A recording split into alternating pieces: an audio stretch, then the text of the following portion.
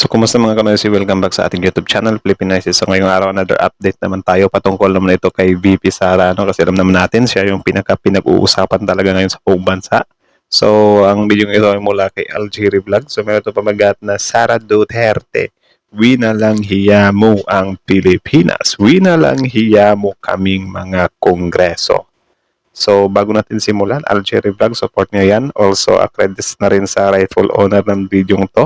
Tapos, syempre, kung trip nyo ng mga ganitong reaction video, may kasama kayong manood, huwag nyo na rin kalimutang supportahan yung YouTube channel natin, Philippinoisy. So, mga kanoisy, hindi na natin ito patatagalin pa. Simulan na natin, baka agawin pa ng China. Again, ang pamagat ng video ito, Sara Duterte, winalang hiya mo ang Pilipinas. Winalang hiya mo kami, mga kongreso. Nako, grabe talaga. Painit ng painit. So again, Algeria Vlogs, Philippinoisy, like, comment, share, subscribe. Start. Di pagsagot sa Ulit. tinatakpan niya ang hindi pagsagot sa tanong sa pamamagitan ng pag-iinsulto sa mga kongresista na ginawa lang naman ng kanilang mga trabaho. Lalo pa po dito ang pondo ng Napoles Fund na gamit ng 60 days. Hala. Ito po, 11 days lang. And ngayon, bibigyan pa ba natin siya ng 2 billion na panggagastos daw sa mahihirap? Ibigay po natin to sa tamang ahensya. Huwag po nating ayahan na waldasin na naman. Pinag-iinitan talaga, min. Grabe din kasi yung yung 6 days, or 11 days eh. 'Di ba? Magandang araw po sa ating lahat. Nakita po natin kahapon ang part 1 ng video message ni Vice President Sara Duterte kung saan nililihis na naman niya Hala. ang mga issue. Hala. Talaga pong tatak Duterte na yata. Wait ang lang, so sa lahat ng mga DDS supporter talaga, pakinggan nyo tong rebuttal ni ni Sara. Para syempre, mas maganda kasi yung open tayo sa bawat panig ba. Hindi yung one-sided lang tayo kasi ang pangit ng ganun. 'Di ba? Mas maganda ng open both sides. Pakinggan natin yung isa, pakinggan din natin si Sir. Tapos tayo na ang tumimbang. Huwag tayong magbulag-bulaga na kesyo. Solid.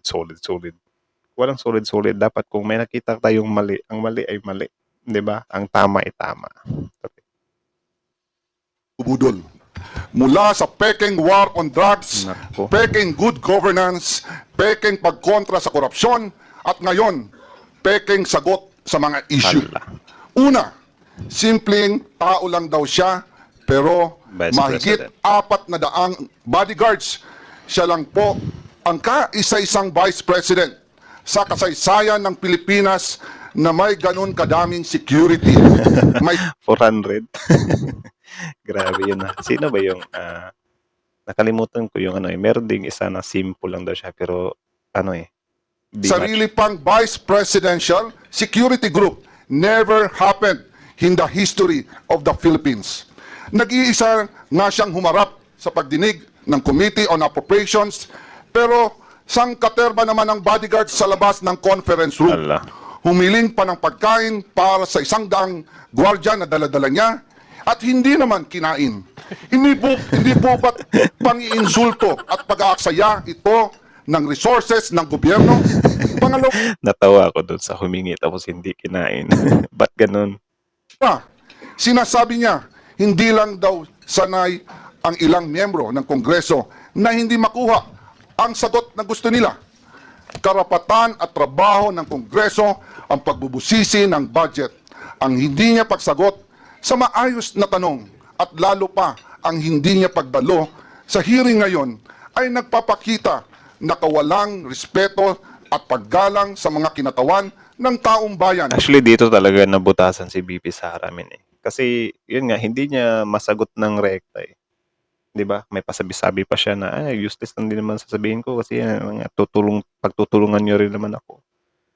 Kapag ka nasa tama ka talaga, kahit sobrang, sabihin natin, libo pa yung tututol sa'yo. Kapag ka nasa tama ka, doon pa rin sila mag-a-agree sa'yo. No choice sila kasi nasa tama ka eh. Pero kung ganyan na may makita silang mali, of course, need mong sagutin yan. 'Di ba? Paano mo lilinisan yung pangalan mo kung dinadaan mo lang sa puro paawa or yung self-pity, something like that. 'Di ba? Hindi lang po kongresista ang winalanghiya niya dito, kung hindi ang buong sambayanang Pilipinas. Tinatakpan niya ang hindi pagsagot sa tanong sa pamamagitan ng pag-iinsulto sa mga kongresista na ginawa lang naman ng kanilang mga trabaho. Ala. Gusto nila ang interbranch courtesy, pero siya mismo walang kortesiya sa Kongreso. Nako. Pangatlo, malinaw na pambubudol o panlilinlang sa mga Pilipino ang pagsasabi niyang kinikilala niya ang kapangyarihan ng Kongreso sa budget. Allah. Malinaw naman sa tao, live, sa TV at internet, kung ano ang kanyang asal.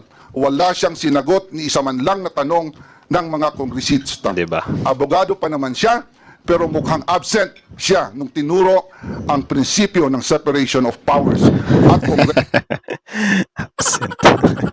Grabe yung mga banat, 'di ba? Ganun yung mga rebuttal, men. Punto por punto ba?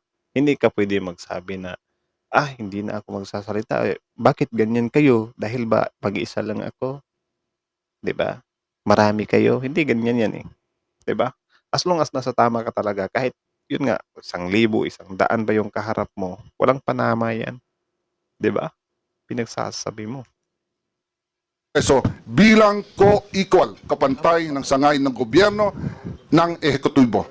Batay sa ating representative democracy, ang mga kongresista ay binoto bilang kinatawan ng taong bayan. Kaya kapag ang isang kongresista ay nagtatanong sa paggamit ng budget, siya ay nagtatanong hindi lang bilang individual, kundi bilang kinatawan ng Pilipinong bumoto sa kanya. Demokrasya at hindi po tayo monarkiya. Wala tayong hari at reyna. Sunset na po ang dating administrasyon. Kaya wala pong karapatan ang ating mga halal na opisyal na umastang parang masasakupan niya lang ang mga kinatawan ng taong bayan. Yun. Pang-apat, Yung word na sunset sinabi ni Sir, parang sinabi niya dito na bagsak na yung past administration. Kasi yun naman talaga yung nakikita natin dito, men. ulit-ulit niyang sinasabi, I will defer to the wisdom of Congress. Pero hindi naman po ito totoo. Kasi kung totoo ito, sasagutin niya mga tanong ng mga Yun mambabatas, lang. lalo na sa issue ng confidential funds. Naalala ko last year, kinausap namin si BP Sara at ang kanyang mga trusted aides tungkol sa 2024 budget. Sinabi niya noong, ituloy niyo yan, meaning yung confidential funds, dahil kaya niya daw ito i-justify. Mabuti na lang at hindi namin itinuloy. Kung hindi, magsisisi kami dahil ang pondo ng taong bayan ang pinag-uusapan dito. Tama. At tandaan, COA at hindi Kongreso ang nagsasabing mali ang paggamit ng 73 million sa 125 million confidential funds na ginamit lang sa loob ng 11 days.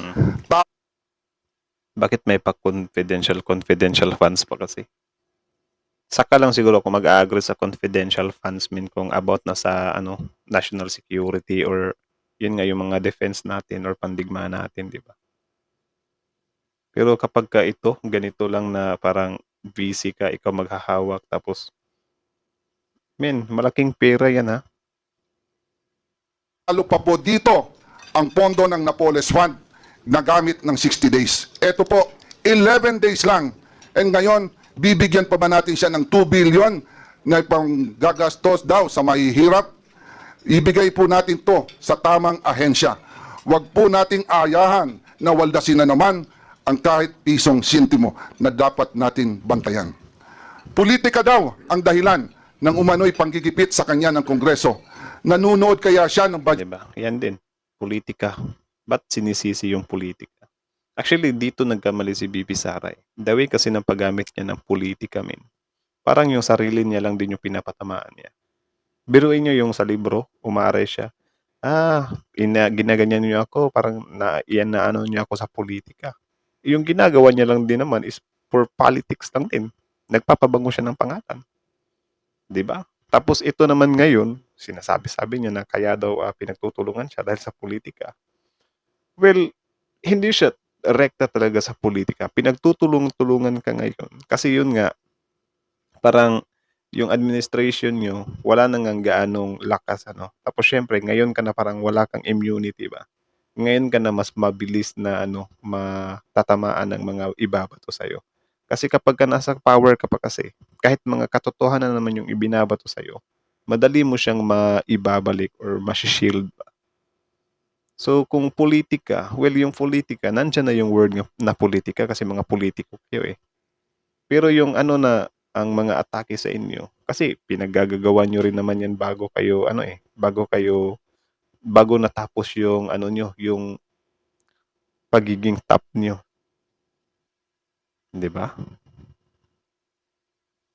hearings, nakikita niya kaya kung gaano kahaba at katagal ang pandinig at mga questions and answers na kinakaharap ng iba't ibang ahensya ng pamahalaan para i-justify ang kanilang budget.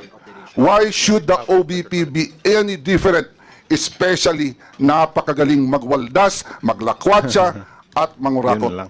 Malinaw, diversionary tactic ang video message ni BP Sara. Tulad ng tatay niya, gusto niyang ilihis ang usapin sa tunay ng isyong kinakaharap niya. Ayaw niya kasing magpaliwanag. 125 million confidential funds spent in 11 days Grabe. at Actually, sobrang layo kasi ni BP Sara sa tatay niya, men. 'Di ba? Comment nga kayo sa baba kung nag-a-agree kayo.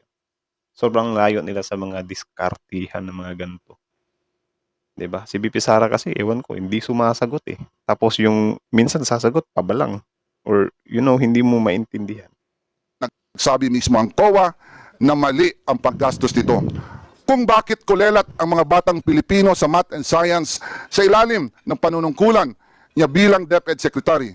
Kung bakit sirang gatas, may insekto at inaamag na Nutriban ang pinamimigay sa mga mag-aaral. Nako. Kung bakit malala ang korupsyon sa DepEd at palpak ang kanyang panunungkulan dahil tamad at hindi siya pumapasok kahit minsan sa Department of Education. Nako. At higit sa lahat, kung bakit sa gitna ng lahat na kapalpakan at katiwalian, ito ay dapat siyang pagkatiwalaan pa ng 2025. Nako. Meeting suspended. Panis. Nadali sa rebuttals. Yun, malinaw na malinaw yun. So, yun lang naman. Kayo, anong masasabi nyo dun? Comment kayo sa baba. Tapos yun, ang video yun ay mula kay Algiri Vlog. At syempre, credits na rin sa sa original video. Tapos, yun, syempre, bago nyo iwan yung channel natin, huwag nyo na rin kalimutang mag-like, mag-comment, mag-share, at mag-subscribe. So, malinaw pa sa klaro, guys. Yun na yun. Yun na yung rebuttal ni Sir. About nga dun sa ibinabato ni BP Sara. Si BP Sara kasi is siya nag-i-stick siya sa word na pinopolitika. Lahat naman kayo mga politiko, ganyan yung ginagawa nyo, di ba? Di ba? Kapag nagpapabango kayo ng pangalan, yun, politicizing na ba yun? Di ba? Lahat naman kayo ng politiko, yan naman talaga yung pinaka gusto nyo eh. Yung either ma-recognize kayo, either babango kayo, or either pababagsakin nyo yung mga kalaban nyo. It's just kung ayaw mong maganyan pala, hindi wag kang gumawa ng kalokohan. 'Di ba? Kung ayaw mong mabato ng mga masasakit na mga iaano sa'yo, di mag-ano ka, tawag dyan, yun nga, wag kang gagawa ng kalokohan. Yung sa confidential funds mo, sagutin mo. Kung gusto mong hindi ka mabutasan. Kasi dito sa sa politika dito sa Pilipinas, naghahanapan kayo ng butas eh. Nagsisiraan kayo eh. 'Di ba? Isipin niyo na lang, nasisiraan nga yung iba na walang ginagawa. 'Di ba? Walang kabulastugan. Kayo pa kaya na meron kayong mga kabulastugan. Lantaran yung mga kabulastugan niyo. 'Di ba? Tinatanong kayo na maayos, nasaan napuntang ang confidential fund? Di kayo makasagot.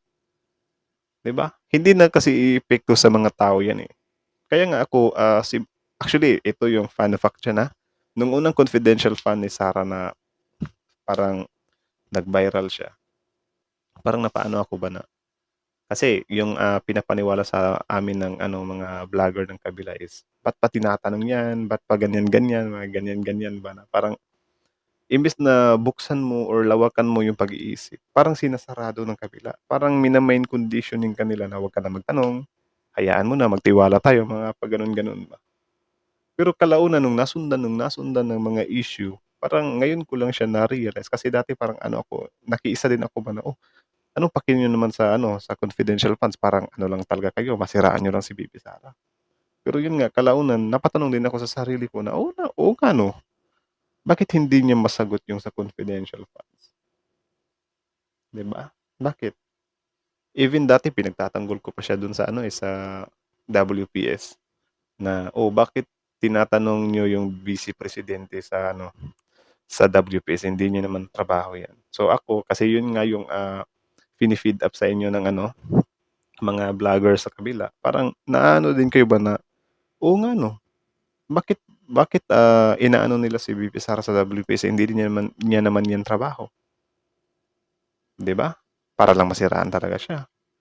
Tapos nun, ang unang nakapagpagising talaga sa akin about kay VP Sara is nung may nakita akong tao na sabi niya na, bakit si VP Sara hindi nagbibigay ng komento patungkol sa WPS? Kasi alam naman natin, 'di ba, narinig natin na pro-China nga itong mag-amang 'to. Tapos dun ko na na-realize na, oo nga 'no, sige ipagpalagay na natin na hindi trabaho ni VP Sara na ano, na nagbigay ng komento diyan sa WPS. Pero siyempre opinyon niya lang naman yung ano, tinatanong, kung saang side siya nakapanig. Sige, given na personal choice mo 'yan, pero siyempre binoto ka ng taong bayan, eh. So, need din ng taong bayan malaman kung ano yung opinyon mo patungkol diyan sa WPS. So, magtatanong kami sa'yo ngayon kung saan ka ba papanig, which is up until now, wala siyang sinabi. 'Di do'n ako nadismaya, oo nga 'no, kusyonable 'yun, 'di ba? Tapos 'yun nasundan pa do'n sa libro niya na Ang Kaibigan. Tapos ngayon yung budget niya na hinihingi hindi din masabi. So, parang do'n na ako nag-ano ba, sobrang layo niya sa tatay niya men. Parang do'n ako, medyo nawalan ng gana sa mga Duterte ba na parang lantaran 'to, Tapos yun na, bumalik na din ako do'n sa confidential funds na, oo nga, 11 days, inubos mo yung gano'n kalaking pera tapos wala kang maipakita kung saan mo yun nagamit. Alam naman natin na upcoming pa ngayon yung election, 'di ba? So, mapapatanong ka. Though hindi natin sinabi na baka ginamit do'n yung pera or parang pinondo, 'di natin alam. Pero mapapatanong ka, 'di ba? So, yun, kita niyo naman yung rebuttal ni sir, 'di ba? Additional na naman 'to na para makapag-ano sa'yo, mag-iisip ka na naman na, oo nga 'no, 'di ba? So, yun lang naman, kayo ano masasabi niyo dito guys? Comment down below tapos yun pag-usapan natin yan sa comment section. So, again hanggang dito na lang, Algeria Vlog, Filipino IC. Like, comment, share, subscribe, Filipino IC is out.